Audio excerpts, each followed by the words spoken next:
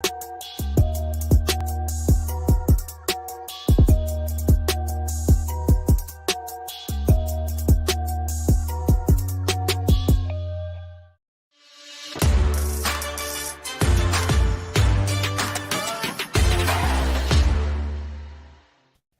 everybody. It is John Pollock here with you on Thursday, April the 14th for your post-daily news show. Today, it is just me that you are stuck with. I'm trying a bit of a different format for today's show where we will still go through all of the news items, and then I will attempt to do a Q&A segment at the end of this show. So I had put out the call on Wednesday night of posting this video, and you could leave your questions in the comments section. Well, I discovered this morning that was a miss on my part. So what we are going to do, I have already been skimming through the comments on this video that you have been posting and isolating questions that people have been sending in. So I will be doing my best to monitor any questions that you send in while I'm going through the news, and then we'll go to them at the end of the show. So we already have a couple here, and we'll get into all of that to come. Quick recap of some of the stuff we have put out this week, in addition to Rewind to Raw with our guest Nate Milton, and then Wednesday's Dynamite show with Bruce Lord. Great reviews with those two gentlemen joining me. We also have interviews this week. Mark Ramundi was on Monday's show chatting about the fallout from the UFC card over the weekend, as well as talking about his recent interview with Tony Khan. On Tuesday, we did an interview with Brian Solomon chatting about his new book on the Sheik, Ed Farhat. And a really interesting guest, someone that would be very interesting to chat with again in the future, because he spent years working in the WWE's magazine division as a managing editor. So those are some interviews that are up in the coming days, just to update everyone on the schedule. We will not have a news show happening on Friday. It is Good Friday, so I will be off that day for a variety of reasons, but we will not have a news show that day. We will be back Friday night, special start time of 10:05 p.m. Eastern time, with Kate from Montreal joining me. So you can look forward to that. And I'll make the note as well, for those that do want to leave questions, we don't have to do super chats today, so don't feel compelled that super chats are the only questions we will take. If you post them, give me some slack that I will try and catch them here and just isolate them, and we will get to them. So if you post a question in the comments and I see it, I will get to it at the end. Super chats are welcome if you want, but not necessary to get your question through. So yes, Friday night, 10:05 Eastern, with Kate from Montreal, with Rewind to SmackDown. Might not be able to do calls this Friday night. I've been told it is quite the process that Way goes through. If I could probably write you a book on the amount of stuff that Way does on a day-to-day basis that I have discovered this week. And it is just, I mean, what can you say? The man is a champion. His absence has been felt, but he's having a great vacation, and I'm very happy for that. So I've already seen some questions coming in here from Jake, from Neil, and others as well, Andrew McDonald. So I've seen your questions, and those will be coming up in the Q&A to come. So here we go, solo Pollock, and that might be scaring off some people, so I understand. But we start off with the latest regarding Shinjiro Otani, and he underwent surgery on Wednesday. This for the cervical spinal cord injury that he sustained on Sunday's 0-1 card against Takeshi Sugiura, where he took the German suplex into the turnbuckle. And the surgeon provided an update to 0-1, stating that things went as planned in the surgery, not elaborating beyond that, but he is going to be transferred to a different hospital now to begin the next step of treatment. Obviously, people are pulling for Otani and hoping for a recovery. And his wife also put out a statement noting, "I married a professional wrestler, Shinjiro Otani, so I was prepared to accept a situation like this. But when I think of Shinjiro's disappointment, I cry. However, we will not look down, but forward, and with the help of pro wrestling, we will continue to support Mr. Shinjiro. We will do our best with your warm support. We hope that you will continue to watch over us warmly. Finally, I would like to ask for your continued support of 0-1 and all the wrestlers that Mr. Shinjiro has been protecting." So we are hoping for the best for Shinjiro Otani, a very unfortunate situation, and one that it will bring up questions, and it's very difficult. That, I mean, if this is something where it is a sign, especially for wrestlers, that it's going to be different cases for different wrestlers, but ones that have had lengthy careers, like the the health of their necks and what kind of limitations should be placed upon them, if any.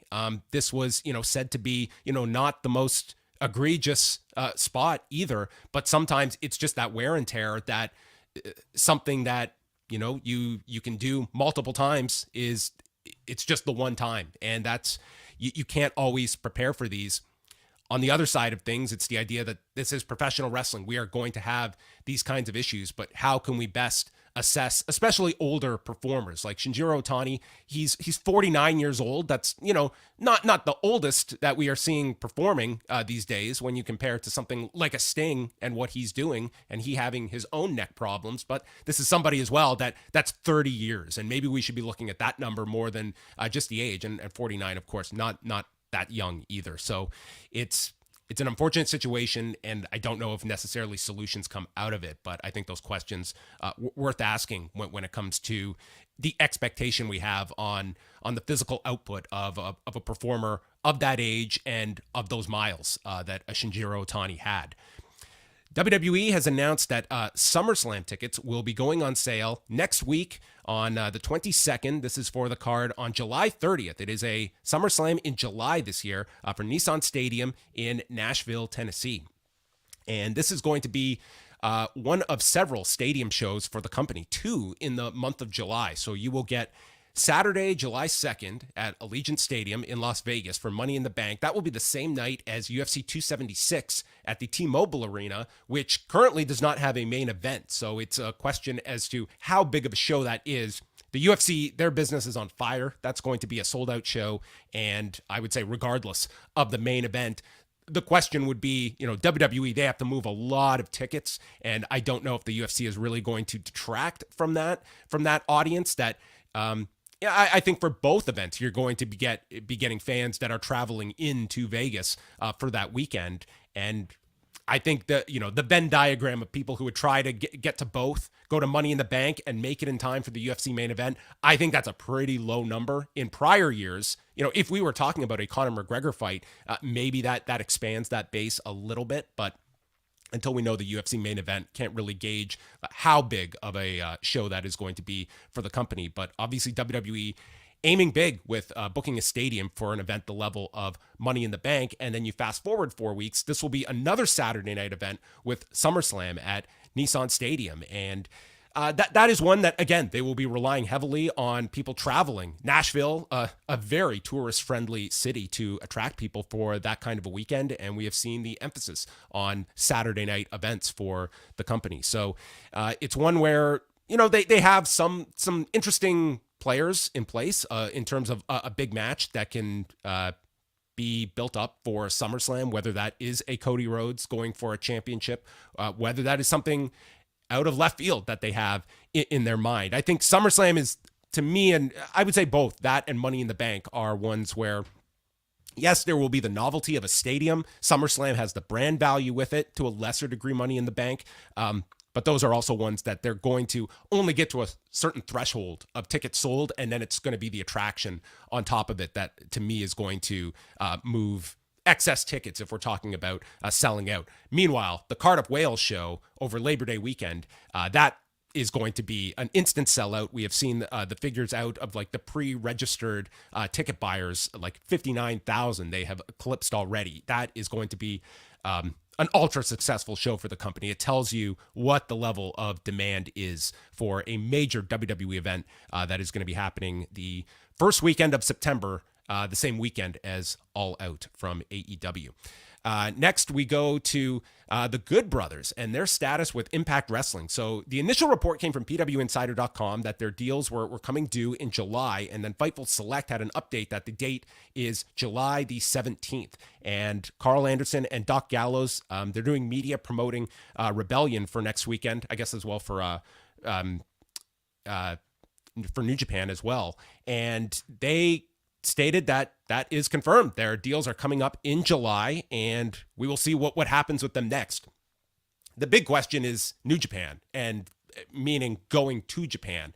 It seems that restrictions are easing up, and we're starting to see other companies bringing foreign talent over, and I think you could expect that New Japan is going to start to be able to bring in more different names from the U.S. and other parts of the world. And Carl Anderson and Doc Gallows, that was always the proviso when they came to Impact, was that this would have a New Japan component, that they would have that ability to go to Japan. But of course, the world being what it is, they've not been able to do that at this point.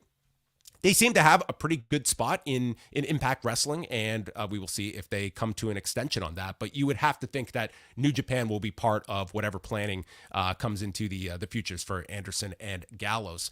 Another interesting one is Juice Robinson. He was on Wrestling Observer Live on Wednesday, and he was there to promote the Windy City Riot coming up this weekend, and was asked kind of where things are with New Japan, and said, I will not be going over to Japan anytime soon. And he had signed a 3-month extension with New Japan, which is up April 30th. And then he's done with New Japan, and just stated that, I'm going to hang out and relax and see what comes to me. So a big question mark about where Juice Robinson goes.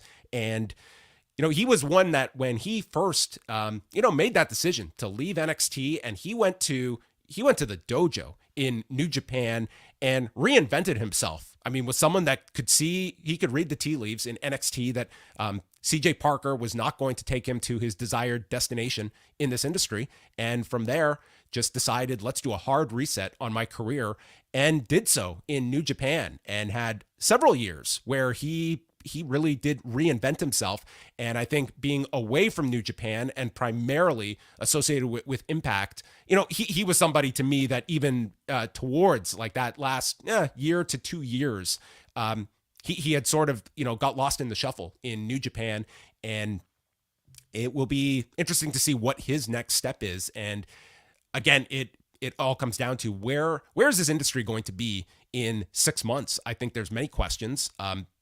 Everyone looks at like New Japan, that has a great impact on the industry as a whole. Once it can open, the country is open for foreigners to come over. That drastically changes New Japan's roster, and just different names, different blood into that company. What is Ring of Honor going to be? If it is something that can have a viable deal attached to it, it very much can add more jobs. It can add more options for wrestlers. It would certainly give a lot more diversification of the AEW roster, that you could utilize more of its talent. And if we're looking at that as a prospect, better options are great for all of these performers. Next, we will go to the NXT ratings from Tuesday night. This was a Championship Tuesday from the company, and this featured 3 title matches on the show, and they averaged 610,000 viewers, down 3% from last week, finishing 47th among cable originals for Tuesday. They were going against the NBA. They were going against back-to-back games, part of the play-in tournament. So that definitely had a drastic effect on NXT numbers. They fell 16% in the demo, with Brandon Thurston noting 151,000 in the key demo. That translates to a .12. They were also down 20% in 18 to 34. Similar loss among women, 18 to 49. So it was down. It was. This is going to be probably the trend we're going to see for a lot of wrestling shows now that the NBA playoffs are about to begin, and that's going to have an effect on WWE, AEW across the board. But NXT, I think certainly you can chalk it up to that coming out, and as well the kind of post stand and deliver buzz was non-existent. It's not like NXT had any kind of a benefit coming out of that weekend like we saw for a Raw. I mean, last Tuesday's NXT show, no movement from the week before. So it wasn't like building up to a big show had that immediate follow-up in terms of added engagement from your audience. Then in a couple of other stories here before we get on to the Q&A, I just want to go over a little bit about what is happening this weekend. So on the wrestling front, we've got, of course, SmackDown and the live Rampage on Friday night. Rampage will be airing at 7 Eastern, led by the Texas Death Match involving Adam Cole challenging Hangman Page. And that will be airing at 4 on the West Coast. So very A difficult time slot for some, I would say, especially on the West Coast. That's definitely a handicap.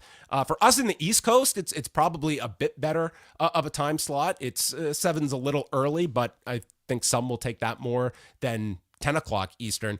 The issue is whenever you have one of these kind of one-off weeks where it's outside of the time slot, there's that natural confusion that not everybody is following this stuff super closely. You're a creature of habit, and 7 o'clock is maybe not drilled into your mind, although they have a pretty loaded show by, I would say, certainly by Rampage standards, with a Texas deathmatch for the title, and you've got Moxley, Danielson, and Wheeler Yuta teaming up. So it's like they've got stars on the show. This is a show that it's hardly, hey, we're out of our time slot and we're just throwing in the towel this week. The complete opposite. This is like a very highly promoted edition of Rampage, and they're coming off a fantastic number last week when they did not have the NBA to go against last week. So that will be a curious number, but whether it's better than expected or it's really impacted primarily from the West Coast viewership, they're right back to the normal time slot the following week. So it's hard to put too much into one specific week's number.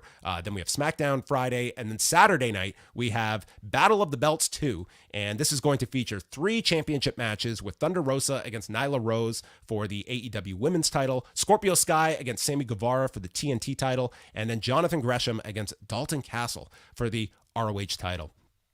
This sort of just feels like an hour of extra programming this week. It does not feel must-see. I would say of Dynamite, Rampage, and Battle of the Belts this week, it is not even a question of where this fits into the priorities of those 3 programs. It seems like a show that it's the same questions I had for the first Battle of the Belts of why are we doing this show? And to me, it's like if you are going to ask your audience for an extra hour of their time, it has to be of such value that it is worth an extra night of the week that they are taking out of their schedule to watch.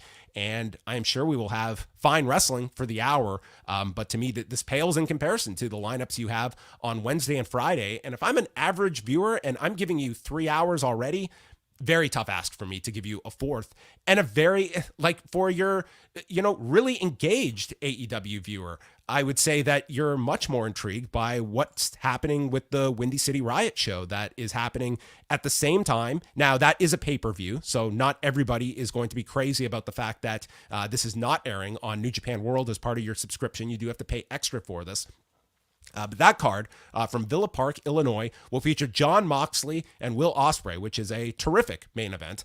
Tomohiro Ishii and Minoru Suzuki, which, again, that is going to have very, very high standards for everybody. Jay White in his USFJ Open Challenge against a mystery opponent, so we will find out who that is. David Finlay and Juice Robinson teaming with Brody King against Jonah, Shane Haste, and Bad Dude Tito. And then in a 12-man tag, we have Chris Bay, Doc Gallows, El Phantasmo, Hikuleo, and Carl Anderson teaming with Scott Norton against the United Empire's Aaron Hanare, Great O'Khan, Jeff Cobb, and then Aussie Open's Kyle Fletcher, Mark Davis, and TJP, also part of that team. Tom Lawler against Yuji Nagata, which should be a very entertaining match. Alex Coughlin teams with Chris Dickinson, Fred Rosser, Josh Alexander, and Ren Narita against Black Tiger, Danny Limelight, Jarrell Nelson, JR Kratos, and Royce Isaacs. And then the multi-man matches continue. Aaron Solo, Nick Comoroto, and QT Marshall of The Factory taking on Clark Connors, Carl Fredericks, and Yuya Uemura. And then we have Kevin Knight and the DKC against Rocky Romero and Wheeler Yuta, which is a dark match just for the live crowd. So, that is happening on Saturday night. And Bruce Lord, who was with me on Rewinded Dynamite on Wednesday night, he will have a report on the site Saturday night covering that. I'll be covering Battle of the Belts too. So you will have reports on the site covering both of those. And just while we are looking at this weekend, it's back-to-back nights of big, I'm not going to say big MMA shows. Bellator, to me, has the more enticing card by a landslide. This is one of the weaker UFC cards on Saturday night. But Friday, Bellator is in San Jose at the SAP Center with AJ McKee against Patricio Pitbull. This is a rematch from last July for the featherweight title, which was a very heavily promoted fight. And I would say this one is too, but to me, it has nowhere near the attention that the first fight had.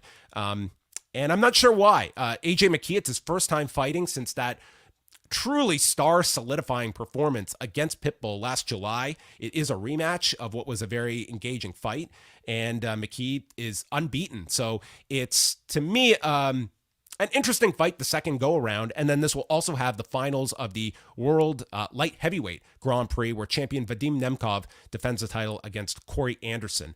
So the winner of that will take the Grand Prix and the championship. Other stories on that Bellator card: Aaron Pico is going for his 6th win in a row. He's taking on a late replacement in Adil Edwards at a 150-pound catchweight. And for Pico, they have definitely taken him, several steps back and given him, this has been a rebuilding process for Aaron Pico. He is not facing the world beaters of the world, but they have had a long-term strategy with Aaron Pico, and I think they realized of kind of taking their foot off the gas a little bit, and let's get him away from some of the killers of these weight classes, and instead slowly build him up, and then he almost gets like a second chance at having a real run in this promotion. And time will tell. This is a fight that Aaron Pico is expected to win. And at the same time, people are looking for, I think, more so how he wins and what improvements he is constantly showing in this whole rebuilding process. And then the main card rounds out with Timothy Johnson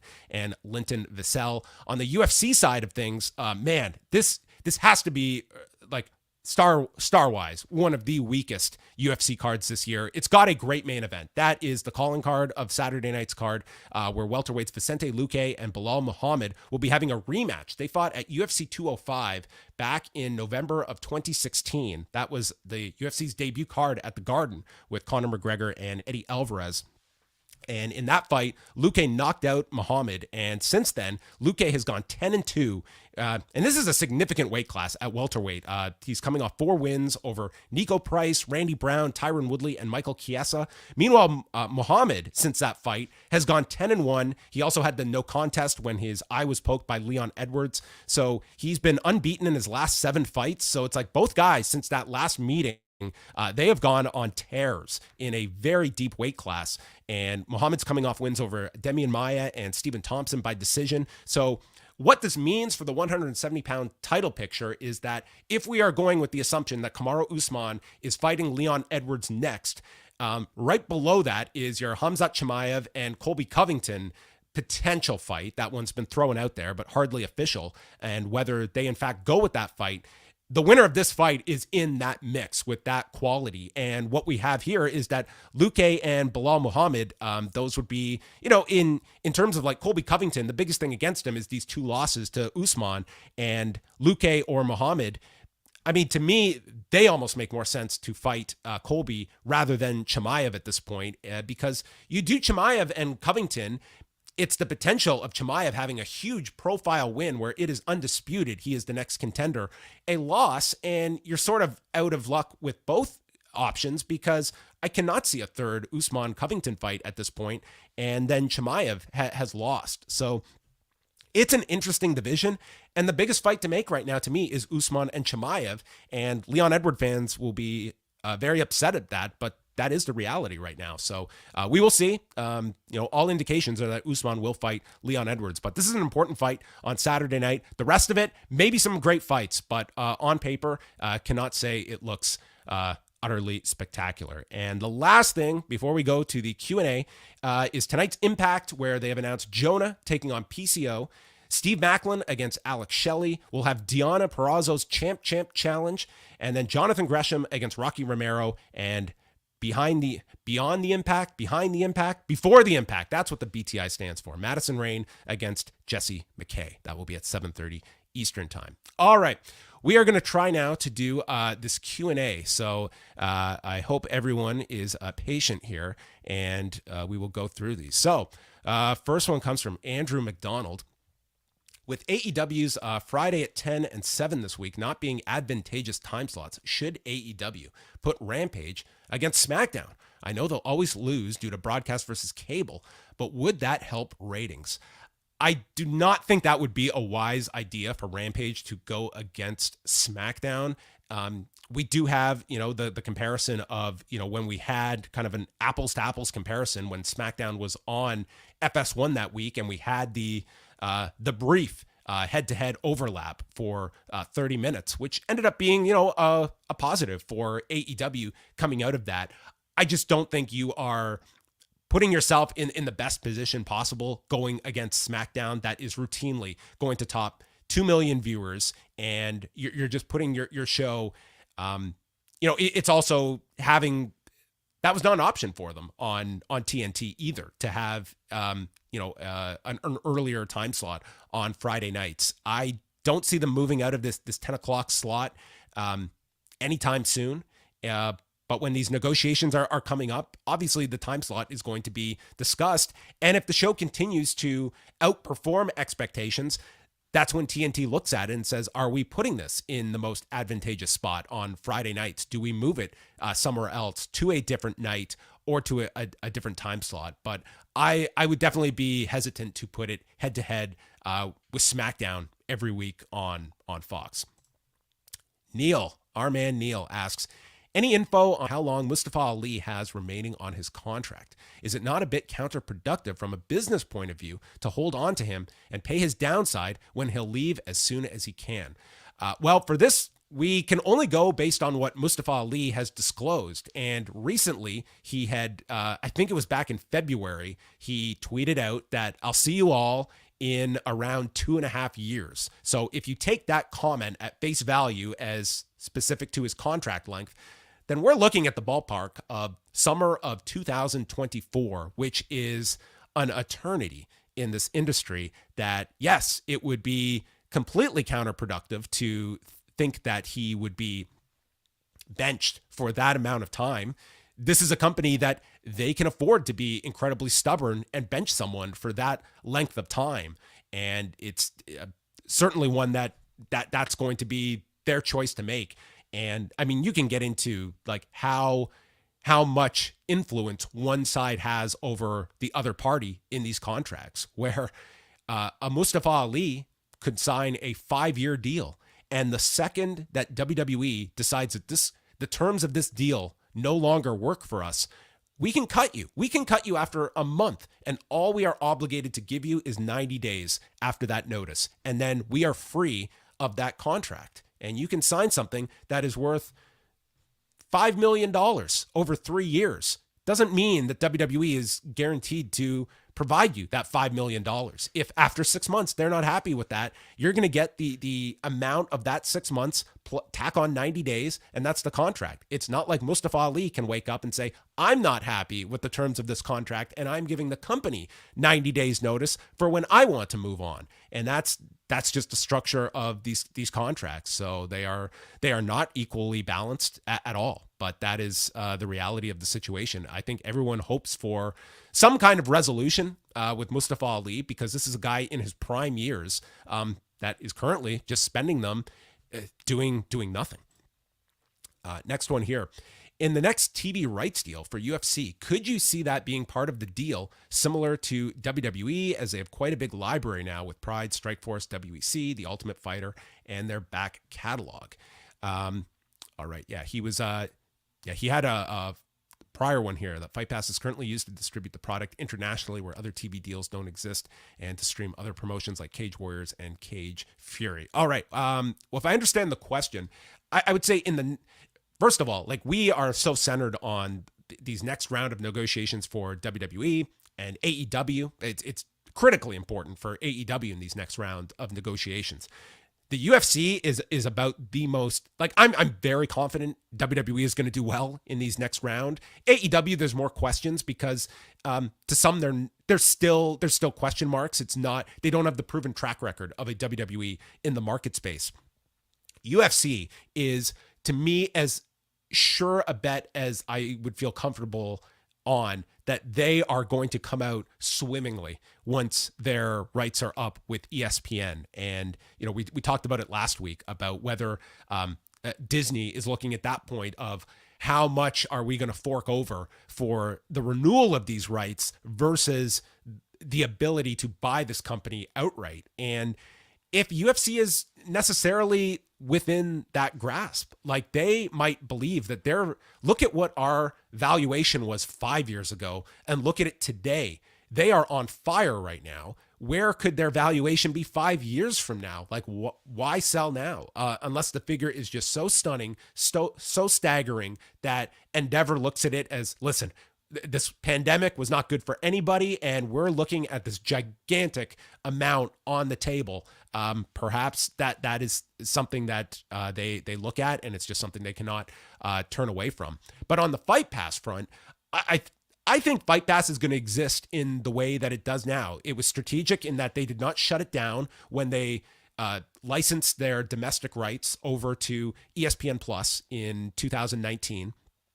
It is still something that services the international community. Like for myself here in Canada, if I want to watch the early prelims, I don't have access to ESPN Plus. I have to go through Fight Pass, and I have kept Fight Pass since it launched in 2014. It's great for its library.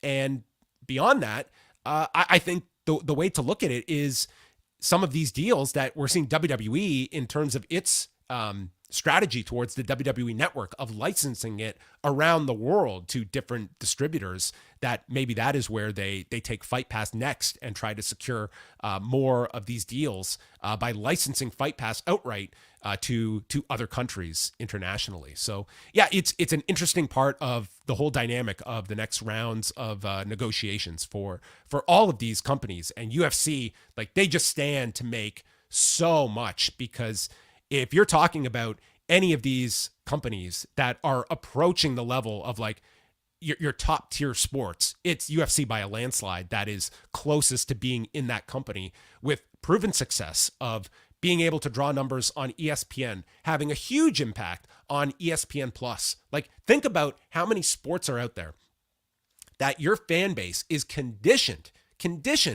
once a month to spend $70, $75 for the big event. That's not something you could, if you got the NBA rights, it's not ingrained in basketball fans that come playoff time, you're going to be paying $70 for, your big deciding championship game. Like, that's just not going to happen. They have a fan base where they will pay just to get the service that allows them to pay the $75 fee. And we've seen the price escalate and numbers continue to go through the roof.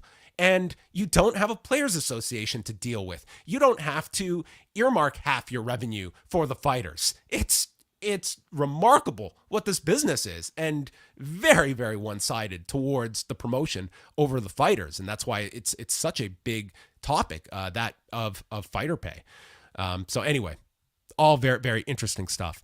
Let us continue here. Okay, from Sam. Please talk about the changes to the Missouri Athletic Commission that it has made for MMA, wrestling, and boxing. Yes, so this a letter was recently sent out by the commission with its executive director, Tim Lukanoff, signing off on this and alerting those promoters of professional boxing, professional wrestling, full contact karate, pro MMA, amateur MMA, and amateur kickboxing that they are going to be increasing the fees for licenses, for permits, and putting a surcharge, a $1 surcharge on all tickets moving forward. These will be going into effect at different dates. I think the permits go into effect at the end of this month, and then the others, I believe, at the beginning of July, if I'm not mistaken. So permits for all of these events will now cost $150 per day per event. To get an amateur license in the state, it will now increase from $30 to $40. To be a second for any of these fights, your license goes from $20 to $30. It's all these like incremental increases that they have made across the board, along with a $1 surcharge on all tickets. And promoters are also required to pay 5% of their gate to the commission. And the defense by the commission is stating that their office has seen a decline in yearly revenue, and this is a necessity on their part. It's pretty much just stating, listen, we need this money. And it's a huge burden on these promoters. If, like, we're talking, especially at the amateur level, but like non like UFC, non-WWE, like, you're working at like such low margins that this increase, it is already like a taxing role to promote combat sports, professional wrestling at the regional level. So tacking on these costs, it's going to be very prohibitive when the margins are so slim as it is that this could be the difference between some of a small profit versus a small loss. And I'm sure many promoters are already operating at a loss. Like independent wrestling, like it requires a certain passion to run this stuff. You are not getting rich in this field. So it becomes very restrictive for a lot of these promoters to continue this, where so much of these fees, all of this is tied up, and it's just the cost just to put on an event that it's very difficult. And of course, the question becomes like how this influences a major company. Like we just saw the WWE run the Royal Rumble in Missouri. Are they going to come to a state where they have to pay $1 off every ticket they sell? That's a significant amount of revenue that WWE is forking over. Why are we going to Missouri when we can take this to Michigan, to California, to another place where we are not going to have to go through this red tape? And often it's the biggest companies that sometimes do not have to go by the guidelines of the commission. So certainly this is something to look deeper into. I was just reading about it this morning, but I totally understand the peril that a lot of these promoters are facing here, that this is just dropped upon their laps. It's not like this was any kind of negotiation. There was no vote for this, to my understanding. It was just, this is the announcement we are making. And it's tough. Like, listen, commission, it's underfunded, but should that problem fall upon the promoters? Like, this is a government run organization, and me as the promoter, I'm sorry. Like, I don't feel I should have to foot that bill, but that's essentially what they are being pushed into, that you want to run here, these are the terms that you are going to have to play by. But thanks for asking that question, Sam, because it's an intriguing story to follow. All right, let's go to Jake from the Windy City. What's your book reading update? I've been reading the Dave Grohl autobiography, and it's fantastic. Also, do you have a favorite Foo Fighters song? Mine is Everlong.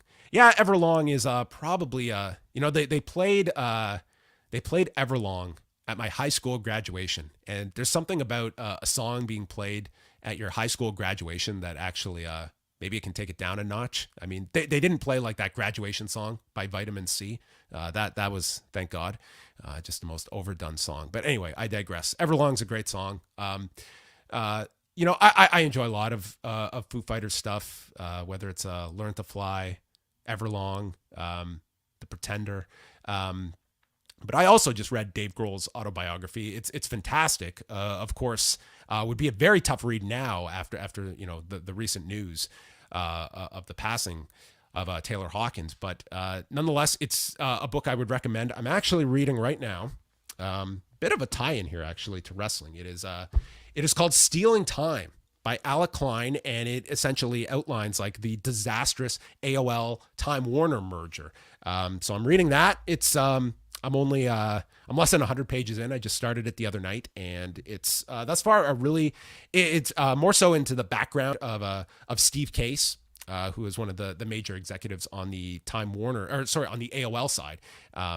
So they haven't really gotten into the whole disaster of this merger that was just a complete error in judgment from all accounts. And I just read Tinderbox, which was James Andrew Miller's book, which is it's like 1,000 pages. So pack a lunch before you sit down to read that one. But it kind of goes through it from the HBO perspective of the merger, and just like what a mess. So now it's sort of more from the AOL side of things in this book. So anyway, it was done by a Washington Post reporter, Alec Klein. So so far so good. I'm enjoying the book. But thanks for the question, Jake. All right, let's see here from Alex Lopez.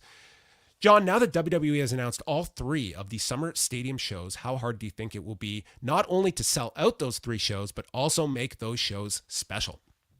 It's a good question. Money in the Bank, just having the briefcases, to me is like, that's a tough, to fill Allegiant Stadium. I think, number one, they have a lot of faith in just WWE in a tourist city like Vegas. And let's be honest, like Vegas last summer, we know that was a big Nick Khan movement of, he's from Vegas. The man understands Vegas, and he was very clear that Vegas is a Saturday night event city. It is not a Sunday night event city. And the proof was in the pudding last August with SummerSlam was a big success for them. So they're running on Saturday night. It is against UFC. We'll see if that is a negative or not. But to me, it's not your biggest event. It's one of intrigue to fans. But to sell that amount of tickets, like if you're looking at over 40,000 tickets, you're not doing that for ladder matches. And the brand carries some weight. Saturday night carries some weight. You'll probably, it's 4th of July weekend. Let's not forget that. That's a huge factor that you're going to have so many tourists in Vegas that weekend. That's the whole reason UFC runs that particular weekend of Vegas. So I think it's a lot of circumstances around the city that is going to contribute to that event. But you also want to have something special on the marquee. Like you do need something big. And, last August, they had Roman Reigns and John Cena, and that was a well-promoted match. John Cena meant a lot coming back for that month that he was back. And it was also the novelty of fans had just come back. So having a stadium full of fans was pretty appealing as well. Probably a built-up demand that fans wanted to get to a big show. Not as much now where it's kind of commonplace that we are getting fans. But yeah, you have 3 shows. The one I'm least worried about is the Whale show. I just think that's going to be such a fun show to enjoy with probably the loudest crowd of the year. And, I mentioned the idea of like a Tyson Fury could be on that card. That would be the show to do it. Like if Tyson Fury isn't doing it, then it's obviously like he just schedule wise cannot, because that would be the card to put Tyson Fury on, whether it be with a Drew McIntyre or some other idea that you have.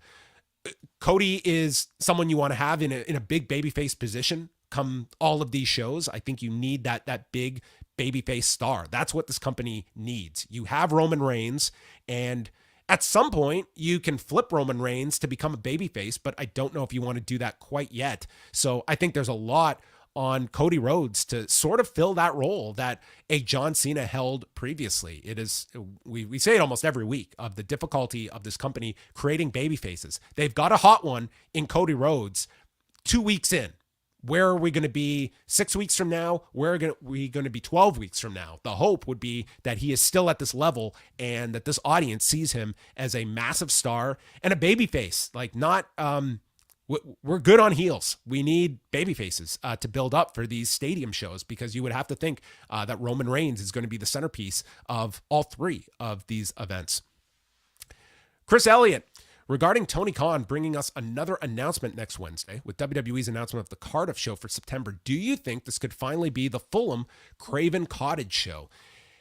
Yeah, that's an interesting one that you can certainly add to the list of possibilities, because they have clearly stated like that is the goal, to go to Craven Cottage, and you would want to hold a pay-per-view there. And yeah, it's interesting. Like to me, that would be a notable news item for AEW. The question is, you, the viewer at home that are tuning into Dynamite next week, is that going to be an exciting announcement for you in the US to hear that AEW is going to Fulham, to Craven Cottage to hold a show? But I mean, it's all kind of relative. I think people put a lot of stock into like the level of these announcements. Yes, it's absolutely a ratings tease. Like that is why they are doing it.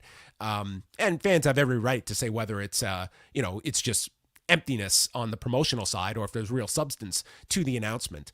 So yeah, it's certainly possible that they could announce something like that. To me, you would want to have an announcement that your whole fan base is going to be engaged by, and you have that buzz coming out of it. And your UK audience will be over the moon for an announcement like that. But you are making this primarily to a US audience as well. And I think that it's somewhat, is not going to land with everybody as like a huge announcement that, hey, we're going to the UK to an event that you are most likely not going to be attending. I mean, there will be exceptions.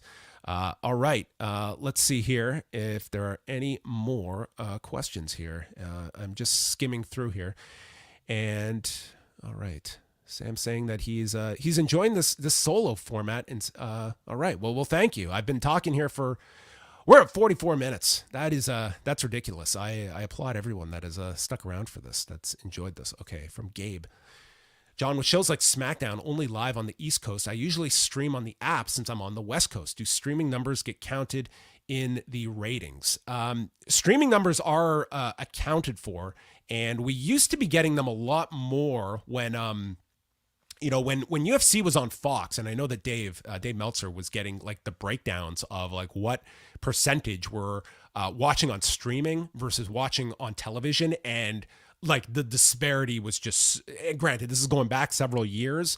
I mean, we were talking like a difference of like 3% were streaming in comparison to 96% that were watching on television. But yeah, it's overall, and they're what is it? Is it a Social Blade, I believe, that does the monthly breakdown of overall of how many people are streaming versus how many are watching? Like, it's streaming is growing, but we are not at the point yet where streaming is just anywhere in the ballpark of what your television viewership is. Like that is what is such a major story in media at the moment, is how much we're investing in streaming for the future, understanding that our bread and butter is still transmission fees from our cable providers. Like, that's where people are talking about ESPN and potentially spinning off as just solely as like a digital consumption for its audience, but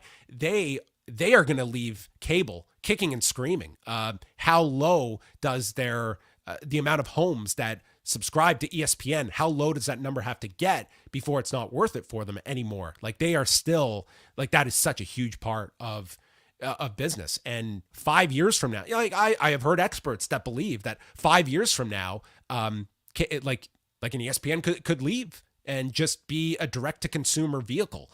I have a hard time imagining 5 years we're going to be at that stage yet for streaming. Like, we are seeing growth, but in the overall scheme of things, like, that is still, there's too much revenue so especially when you're tied to live sports, to walk away from that at this point. Like, look at the NFL. Like, they have just signed 10-year deals with these networks that ensure that they will be on network television 10 years from now, that, there are streaming components to this deal and all of these sports deals, but you're seeing as well, like, the bulk of it is still going to be on broadcast television. And that's another that we look at for the next round, is that I am sure we will see something where for these, for Raw, for SmackDown, for Dynamite, where there will be built into these contracts, like X amount of episodes per year will be streaming only. That Dynamite, you'll have to watch it if there's a streaming component to the deal. That Raw, there will be like 5 Raws a year that will be exclusive to Peacock. I certainly see that being something realistic. All right, more here. Should they have put the tag titles on Battle of the Belts too? Also, shouldn't AEW have Ty Conti turn on Sammy if they want this storyline to continue? Because it's taken just a month to make Sammy and Ty cringe. This is not working with Sammy Guevara. I mean, this guy was, to me, the breakout star of the Inner Circle, and had some of the best television matches. Like, go back to just, like, it feels like a year ago at this point because of all that's happened. But the Guevara-Cody Rhodes match, the final match Cody had in AEW, I mean, that was one of the television matches of the year.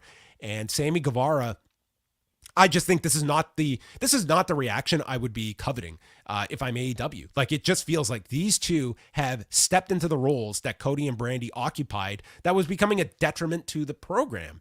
And I don't think it's so far gone that you can't get away from this. I just look at it that, you have something very, very special in Sammy Guevara. And I think to go down this where like, American Top Team is not there for Sammy Guevara to get booed. Like, that is a strategic utilization of American Top Team, just as they were to be opposite Cody and Brandy. And the audience was definitely leaning more towards American Top Team. Anyway, your first question was just about the tag titles. Yeah, I mean, to be honest, like, Jungle Boy and Luchasaurus against Red Dragon, that to me was a bigger match than any of the title matches that we have happening on Saturday. So yeah, I would have been happy with that. If you had done FTR and Red Dragon for the ROH tag titles, I think that would have been bigger than anything for the AAA tag titles. Yeah, I'm not overwhelmed by this Battle of the Belts 2 card. Like I'm not one that gets to complain here because it's like this is it is a job, it is work, and there's stuff you're required to watch. But I'm putting myself into the seat of the average consumer, and maybe I'm misreading this, but to me, it's an extra hour on a night where I have another great option in New Japan, and I just don't know how much this is a necessity, and it's not been built as one. Like I'm more than happy with what I've gotten out of Dynamite. I'm sure Rampage is going to be a very strong show. But Saturday, like I'm burnt out. I have other things to do. And this is a lineup that to me, it is not one that I have to adjust my evening to see. Okay. Does John know why AEW put Battle of the Belts against the opening night of the NBA playoffs? I think that's as much a TNT call as it is an AEW call. I don't think that AEW just gets to cherry pick what weekend they get to run Battle of the Belts. But add that to the questions about why this special is happening this weekend. Okay. We'll do these rapid fire here. Chris from LA. Do you think that Singh in AEW, this being Satnam Singh, who debuted on Wednesday night, will be treated like an attraction or a TV regular? Do you know where he has been training at? My understanding is they announced his signing last September, and my understanding is that he's been training with the factory guys led by QT. So, I mean, I think that would give you I think QT and, Dustin Rhodes in Texas, I mean, I think those two have established themselves as high level trainers of the talent that they have churned out that have come in with limited or no experience. I do not see him being someone by TV regular, like wrestling on TV each week. I cannot see that at all. He is the perfect example of the viability of a Ring of Honor, which is where he should be. And because listen, the bar is too high. You can talk about, AEW it is primarily a wrestling first company, and it has a huge bar. Like to have a match on Dynamite, you have a very discerning fan base that they want excellent wrestling. And it's unfair to put a Satnam Singh into that position. You can put him on for a squash here and there, but you do have to grow. And you also you need to be introducing new talent. You cannot just always rely on, you always want to have fresh blood in there. And Jade Cargill, she has had to navigate those waters. And, overall, I would call Jade Cargill a success at where we are a year and a month removed from her debut. It's actually remarkable where she is for 13 months. But I see him largely playing like the muscle to Lethal and Dutt, but it's going to be the difficulty of how he's going to improve and what role he is in. But they debuted him in a big spotlight on Wednesday night to present him as a big star. I would not have done it in the way that they did with the lights out treatment. I think that was like anyone could have. The last thing you want to do is a groan when the lights come on and it's someone nobody knows. And that's the position they put them in. And they could not have possibly fathomed that anyone in that building was going to know who that was.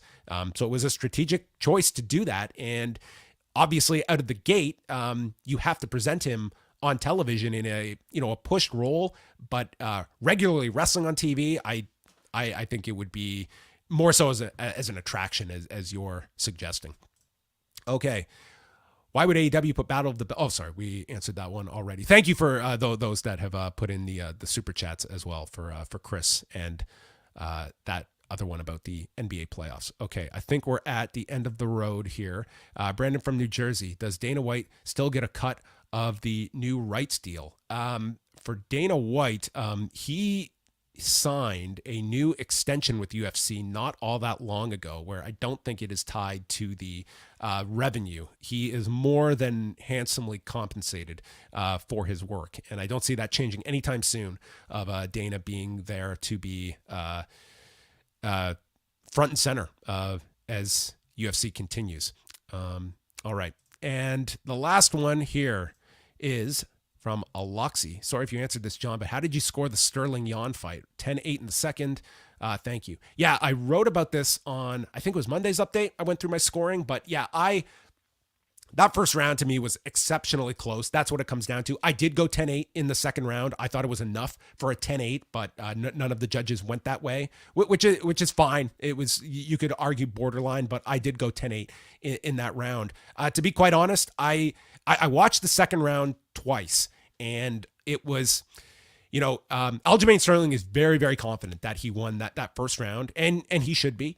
I think it's a lot closer, that if you want to make a strong argument either way, I think it's very difficult. So, I mean, if you give, watching the round the first time, I lean towards Sterling. The second time, Jan does land some quality shots near the end, but he is outstruck by Sterling. And then you've got to decipher like the quality of the strikes. And that can be very difficult, especially in such a close round. You can't be married to just the numbers. It's, they tell a lot, but they don't tell everything. So if you're giving Sterling that first round, then obviously he wins. 2 and 3 were non-debatable, and 4 and 5 were non-debatable. The question would be, if you give Jan that first round and you score a 10-8 for Sterling, well, then you've got a draw at the end of it. And it seems like, that's a primary reason why we're seeing so few 10-8s, is because I think there would have been a lot of dissatisfaction if there was a draw at the end of that fight and they had to run it back. It would have been, draws naturally, I think people are disappointed with. And for this fight, given the way the first one ended, I think you would have had a lot of discontent if it came out that way. I had no issue with Sterling winning it, because on my first viewing of the fight, I did feel Sterling had done enough to win the round.